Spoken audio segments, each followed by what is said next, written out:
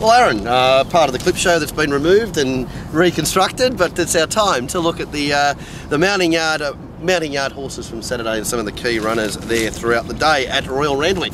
Yes, it was an interesting card, especially with that real sloppy patch from the 600 to the 400. Oh, and I think just looking at the numbers from Vince, then I think the back section of the track was heavy too, which means I think it's a bit of a forgive day because you've got to track in patches. The home straights race is about a good 4 on the new ratings, and the back was heavy. So you've got. If you've done work down the back, that compounds. If you're able to get away with it, it's good. Yeah. So it is a little bit of a throw it up in the air, and also the way that the track was ridden, with the fence being the place to be, but the riders wanting to be off it. There's a lot of things. I don't think you can just pick up the results and go. I think we're going to say A, B, B, and C and D. It's definitely not that from this. We'll get a lot of mixed form come out of the meeting. That's right. Anyway, we'll try to let you know what where they're at as in their presentations. Firstly, Astronomus in the first, who probably did something that no other horse did all day, and probably it's because he was better than the field he was racing. Yeah, he's always looked the progressive type out of the race, and he was the one that he kind of wanted to be on. He's yet to prove himself to be anything but on the up. Yeah, that's right. But I think he took a bit of a step there, and his racetrack performances are equating with his maturity in the yard as well too. He still does a few things wrong in the yard. Yeah, I think, and that comes from probably still having balls between his legs. Yeah, he's slowly maturing. He's still a big baby, and you can just tell by the way he races. I think that's why Jason is so patient with him. He just tries to keep him relaxed. Relaxed is key with him. But I think, obviously he's getting a bit of a sprute to him now.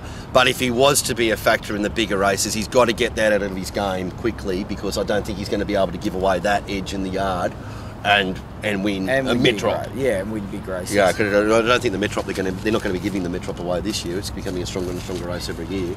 And for him to do that, he does need to improve his manners a touch. Oh, definitely. You get away with it when you're chasing down Loophole, but chasing down... I think he's making a slow progression. At least one thing with David, he's taken his time. He's gone the easy, slow route, and it seems to be working. Ruling Dynasty has got a few people's eyebrows raised with its run on Saturday. We mentioned this on the Punter show, Aaron, that a lot of the inflated runs are probably, as we just sort of alluded to at the start, are probably you don't want to get too carried away with. What did you think about Ruling Dynasty? Well, he was a horse that I backed him in the race, and it was a horse I was interested in going into the race. Well, I thought he ran well. He was obviously a horse that wasn't overly suited to the trip, but first up was ideal.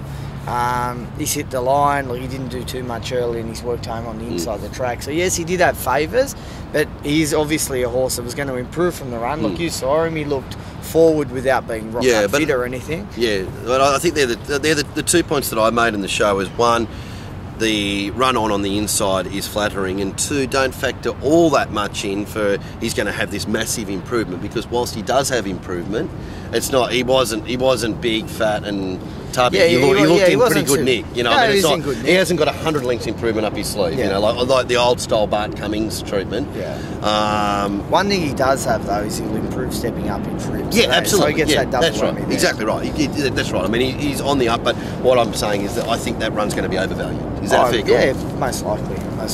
All right, but as far as looking happy, healthy, and well, he was one of the better horses. I think one thing out of the stable has them all looking very well. Yeah, whether it be first up, fourth up, they just all look well. They're all racing well, and happy with that. All right, the Ming Dynasty, it was sort of a bit of a dodgem car race, wasn't it? But you wanted to mention Gold Ambition?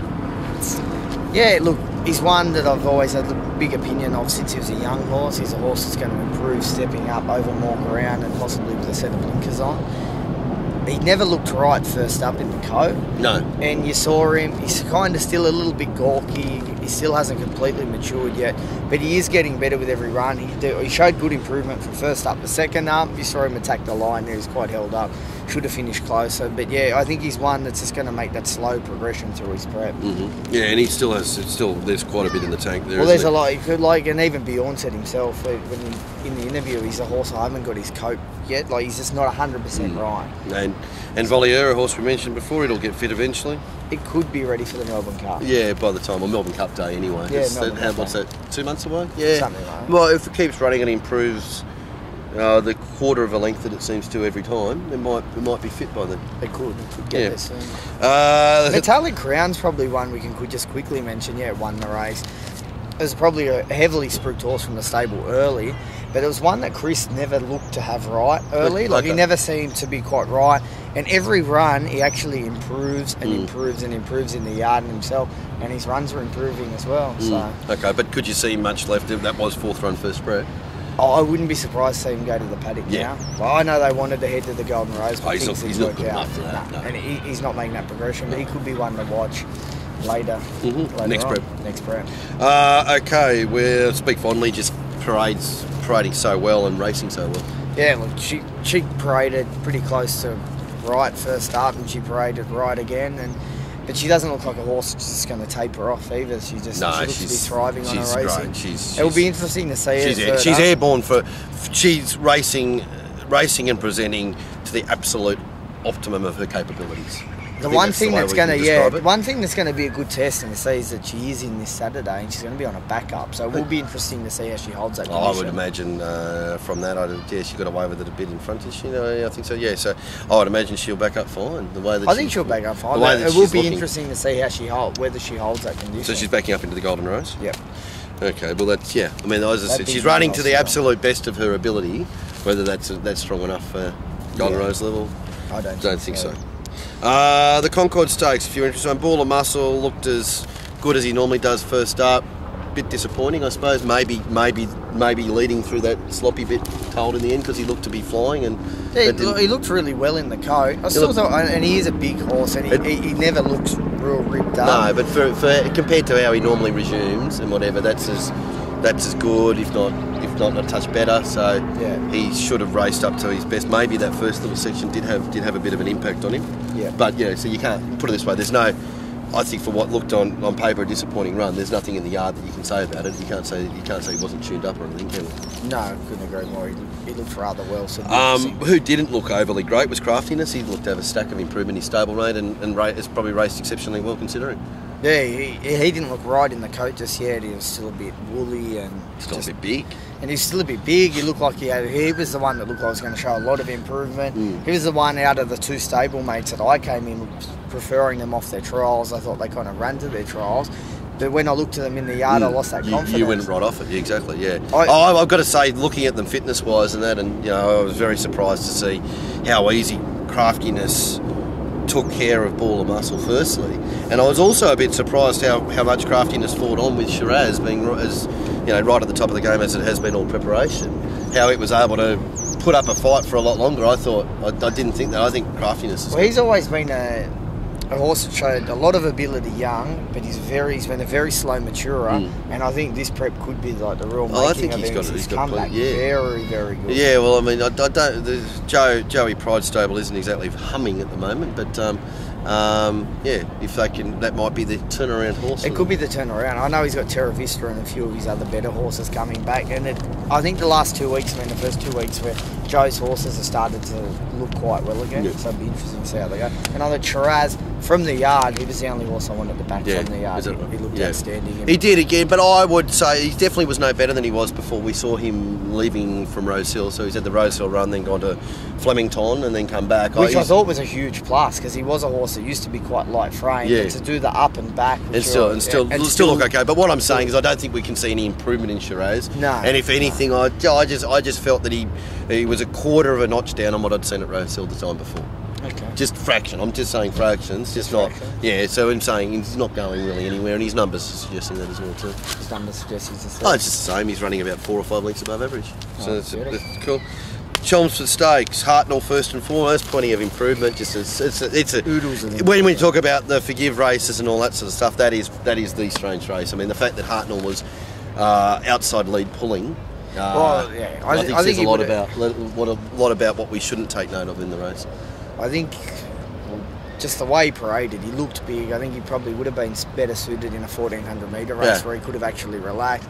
He pulled his head off in the wrong part of the track. He paraded well above himself. He's obviously, one thing with John, looks like he's looking for races in 2 months' time, and I think he'll be making a slow progression to getting there.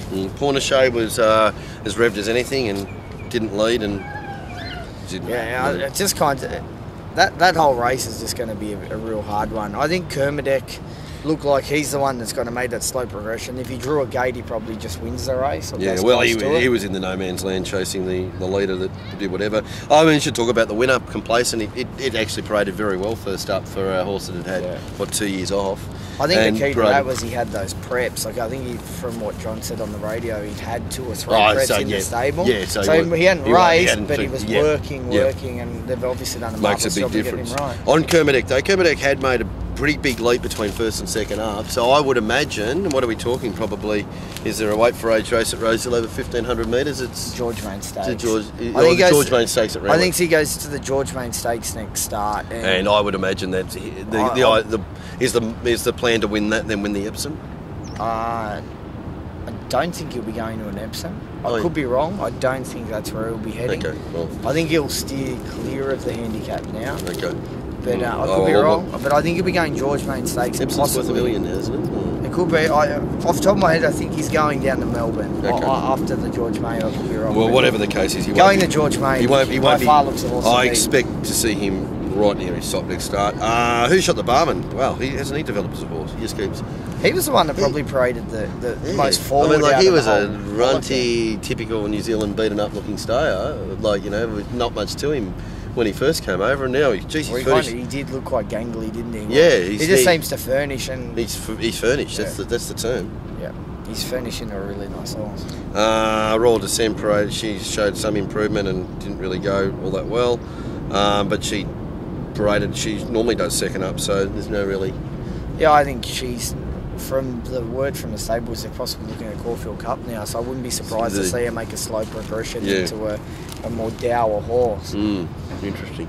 And the rest, good luck. Okay, the Tramway Stakes hooked. Better than more forward than he was first up last time, but still plenty of improvement. Yeah, he definitely had more improvement in him, but I thought he looked very close to the mark. He was a horse he's always been a horse that I have found hard to find at times. And then seeing him in the yard and then seeing the money for him, the money matched how he looked in the yard. I thought he looked very, very forward, especially for a John Thompson horse. Yeah. It was surprising because he got on the radio and said he didn't think he could win, which was strange. No, that's why you shouldn't listen. All right, Flamingo Star, a horse that you've liked. It was very, very, very fresh. He's very fresh. He looked out when he first came into the yard. He looked absolutely outstanding. Yeah. His coat was beautiful. He's good. And he did a few laps, and he just started to get a little bit hot. And by the time he went from the tunnel to the track, he's in a muck lather. And he was hot. And when you see him go into the gates, he really sped it up. No, because I didn't see that, but I didn't like what I'd seen up until that point. It's 14. You can get away with freshness over 1,000, but 1,400 metres is not much good. You've been a card carrying member of the fan club. What did you say? I want to go back and review it again. Look, going into the race, I thought he was there for another barrier trial, which I think it was treated as. He'll probably get the blinkers next start. He'll tighten from the run, and I think he'll improve on a firmer track, even though his form says to say that he doesn't mind the cut out. And Arabian Gold, I'd probably expected to see a little bit more trimmed down, being McGay first up. Yeah, well, the trials, you'd seen her around and you kind of thought she's going to be quite wound up, and she's only a little horse. But she has thickened out a little bit more. She has, hasn't she? She's not as lightly framed as she used to be. Yeah, she's definitely thickened out, got a little bit stronger, and I think she'll definitely improve from the run. I actually thought she'd be more forward going into the race than she was. And there's quite a few horses there. Swayness, I thought, had plenty of improvement. Well, there was a few of those horses. You had Swayness, Haraki. Haraki's the horse that looked outstanding from the trials. And he came to the race, as John said on the radio, look, the horse is flying, but he's by far going to need the run. And he was nowhere near right in the coat or anything. He looked it was almost like he was the emergency and he didn't expect to get the run, but they thought, we might as well anyway. Yeah, we're worrying about next week, but here we are. Ecuador, plenty of improvement. It probably win a race this time in, obviously. And Lucia Valentina was the same as she normally is first up. And just did the exact same run as well. Yeah, normal for her. Normal get back run on. Catcher. Yeah, all that shit. Sadler's Lake in the last looked really good as a horse you and I have labelled for a while. We we outsmarted ourselves a little bit there by when before the race by not worrying about the wet track with him, which he's going to be much better on the dry. But he's come back. It was the best I'd ever seen him anyway. Yeah, he was always a horse I thought would improve coming back. His trial was outstanding. Waller gave him just that one trial to keep him fresh for the run. And you got to remember, last time he's been trained for a derby, so he's trying to make him more dour. He's trying to get him settled to all these things. Now he's not. I'm assuming he's probably going to stick to a mile, maybe 2,000 max. And he's come back a really nice horse. Nice horse, exactly. Bohemian Lily. She looked forward without being. I think she was. Looked like she'd had a good blow. I went and had a quick look when the two of them come back, and she looked like she was having a really good blow. And she was a bit fresh herself too. Yeah, she was a bit fresh, exactly. So I think she was probably more internally fat, and you could tell that by the run. And I think she'll just improve when she tightens up, gets fit, gets on pace, and goes up in distance. Exactly. All right, mate. Beautiful. Thank you. Thank you. There's the barrier. There's the mounting yard wrap. Great luck.